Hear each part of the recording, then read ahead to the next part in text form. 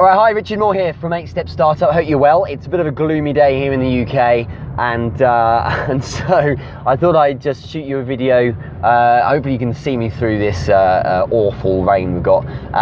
But basically I wanted to speak about a really important thing that comes up a lot with the entrepreneurs that I'm mentoring, and it's a business plan.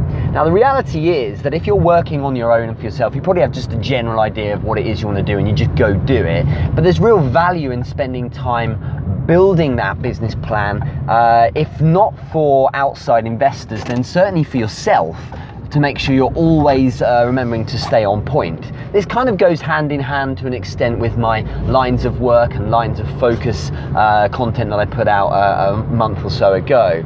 So I got in touch with someone I've been in touch with many times in the past, actually. That's Stephen Pope. So he has an MBA from Henley here in the UK. He went to Warwick Business School. He's been featured on CNN and Wall Street Journal, BBC, Fox, Forbes, and so on. He runs his own consultancy, and he's been involved a lot with things like, or anything from indices to company valuation to advising banks across the world as well.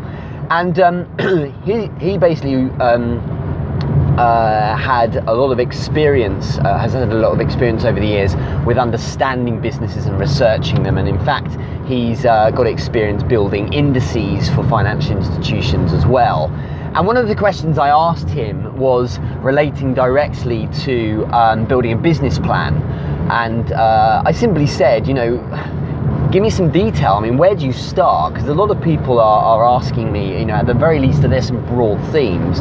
And just to keep things simple, he said, look, Richard, you need to think firstly about what it is you're going to try and prove, especially if it's to an outside investor or to a mentor, that you need to show them first and foremost that the opportunity actually exists. It's not some, you know, far-fetched idea that's never going to fly. You need to demonstrate this opportunity exists in the sense that there's a need, there's an audience, there's a market for it, and essentially do your homework to prove that fact.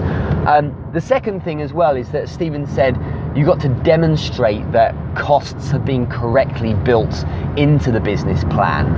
And you know, that's not just startup capital necessary for basic equipment, whatever it might be, but it's also ongoing costs. You know, are you going to have staff? What does that look like?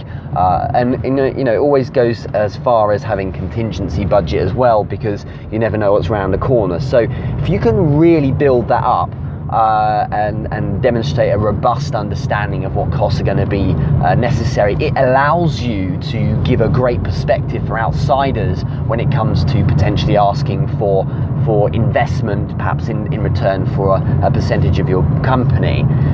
And thirdly, Stephen also says you need to, more than anything, I suppose, you need to demonstrate and prove you can effectively manage and implement this business plan. Because, you know, if I put together a business plan to fly to Jupiter, there's no demonstration. Without any demonstration I can actually implement this. It's a bit of a pointless exercise. So bear in mind those three things, and I want to keep things simple here. He's given me a lot of great information. Of course, that goes into our course, and for more information on this kind of thing, get in touch. I'd be happy to share more on correct layouts of business plans, because I've worked a lot with people who are involved in this space. But that's Stephen Pope's, a wonderful chap. I've been involved with him for a few years now, and yeah, when it comes to building a business plan, does the opportunity exist? Can you build in costs correctly, and can you even implement it in the first place? Speak to you soon.